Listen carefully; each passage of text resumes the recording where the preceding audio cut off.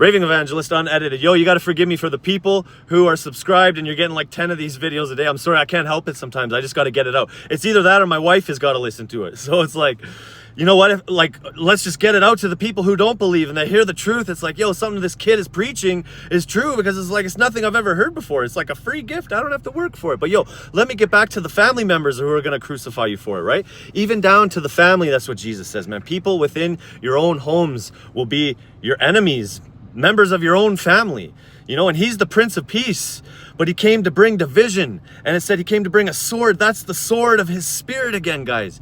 It all ties back. That's the 6th piece of armor. I think it's the 6th. There's 6 pieces of armor, and it's one of them, the sword of the spirit.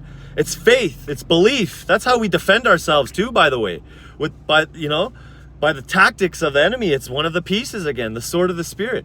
Right? So this is what you're going to be crucified for, and really, like, it's in your homes even, you know? People in your family, your own families will be saying that you get a clean heart and it's not enough to just believe. You get a clean heart by repenting. It's not enough to just believe.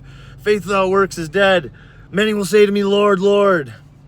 It's only those that are chosen. We'll find out if we're chosen. You know, these people are regurgitating nonsense. I'm not Calvinist. Yeah, then they say that too.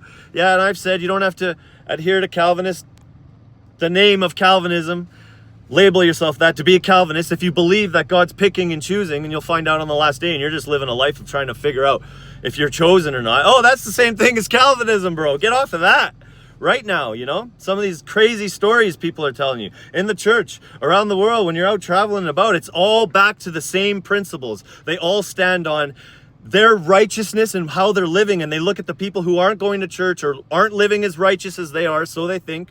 They have no idea what they're doing behind the scenes, the gospel they're sharing, the money they're giving or not giving. It doesn't matter, right? But they look at the person and they judge all the stuff that they can see on the outside. They misunderstand fruit. This is one verse I'm hearing a lot of people go to now. Before it was all faith without works is dead.